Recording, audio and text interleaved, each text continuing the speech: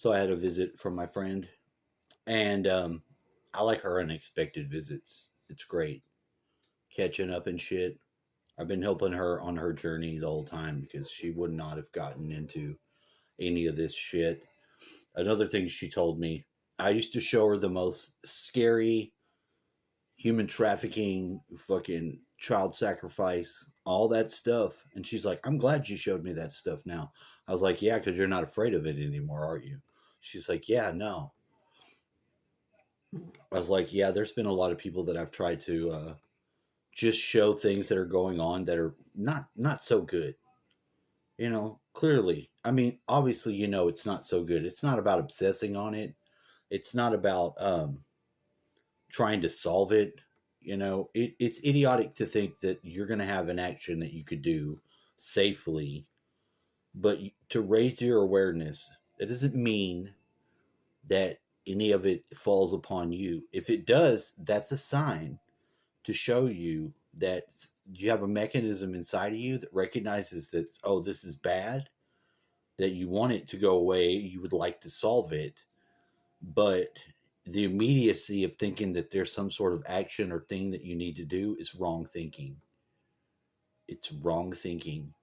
The point to initially break someone's awareness of things that, the way things are as opposed to the way we like them to be in fucking fancy fucking imagination land.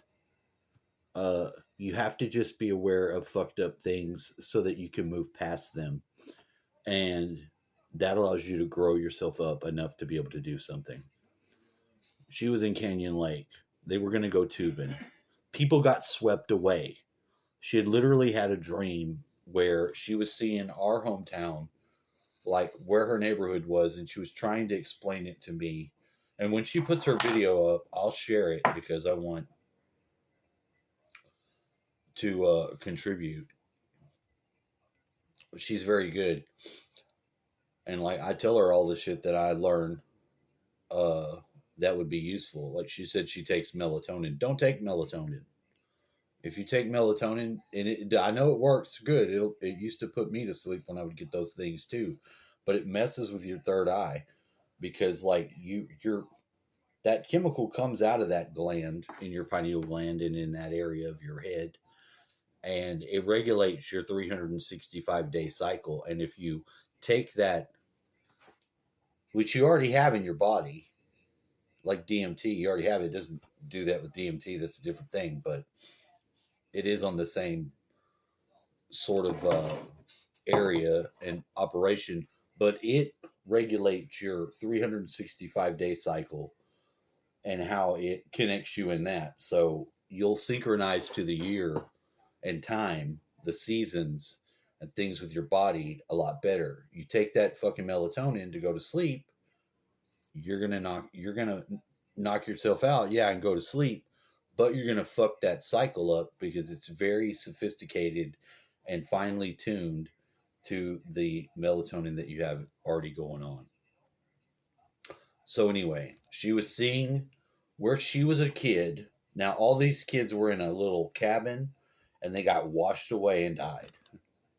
So her rationale and what she was telling me was she thinks because what she saw was where we're from in Houston, but it was where she lived when she was a kid. And I think she was picking up on the psychic vibes because she was around that area where this, horrible loss of life recently happened because we have storms sitting right on top of us.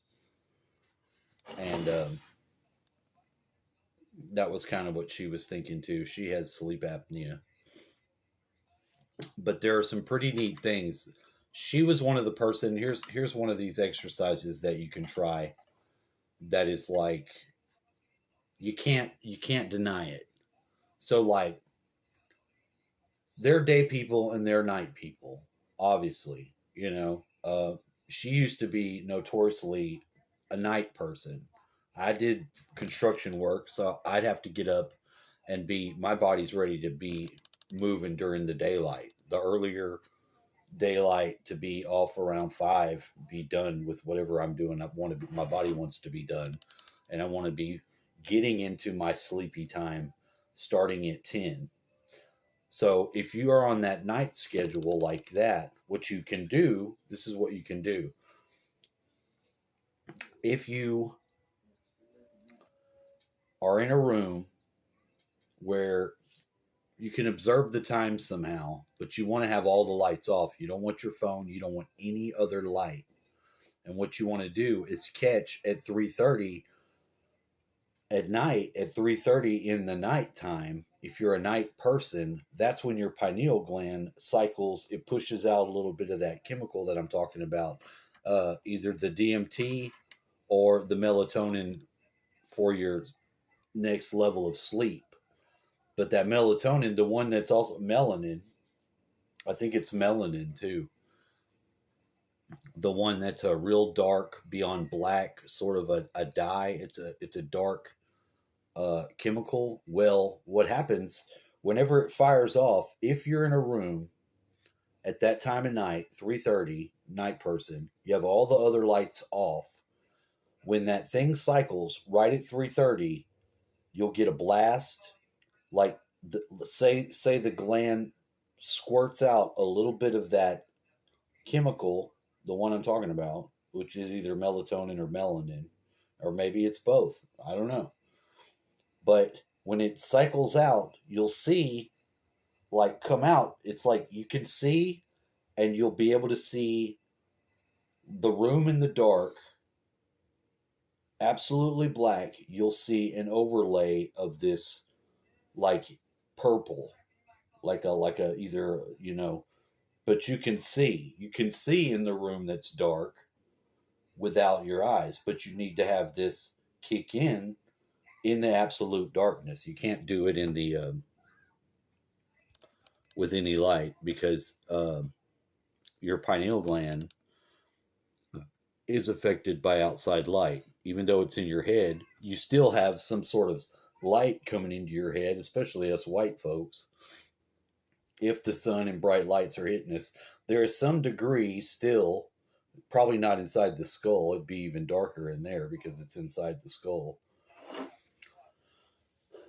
But it's picking up on all those lights, especially through your eye, coming through even the lids of your eyes when they're closed. That external light, and that blue light's the worst. But I showed her this way back years ago, and she actually saw it too. She was like, "Oh my god, badass!" There's then other people that I've taught other stuff that was just basic stuff. Like if you breathe through your left nostril and you take in the breath, you're doing the fourfold breath where you're taking in to the count of four, holding the count of four, exiting out of the same nostril for the four count, and then holding it completely empty. That'll lower your blood pressure, lower your body temperature, slow your heart rate. And if you want to do the opposite, you just do the opposite. You take it in four, hold four, release four, hold empty four. The fourfold breath. Ida and your pingula naughties, because y'all so naughty. With your middle channels, your shushumna,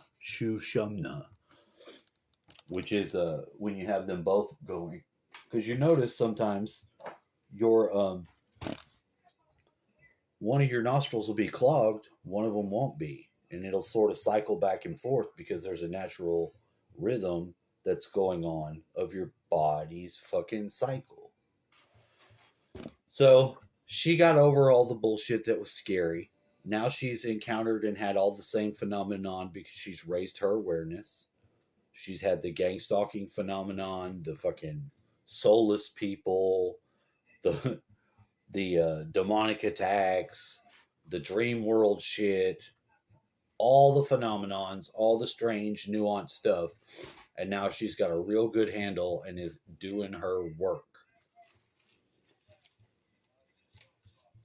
It makes me very proud. I didn't even have to ever whack her with this thing, although I did transition over from magnetic. I'm not very magnetic now. If I'm fucking whacking you, fucking, I'm electric and I'm pushing back. I'm pushing back. Plus, I got sting for that ass. I got that sting. You see, want to see that glisten? You gotta make it glisten. I gotta make it glisten. Look at that motherfucker. Isn't that cold? The neighbors are they're having a jam session today. I can hear them over there. It sounds like a drum from like high school, the damn marching band, which I don't think that's their intention at all. Have a nice day. Have a 5th of July.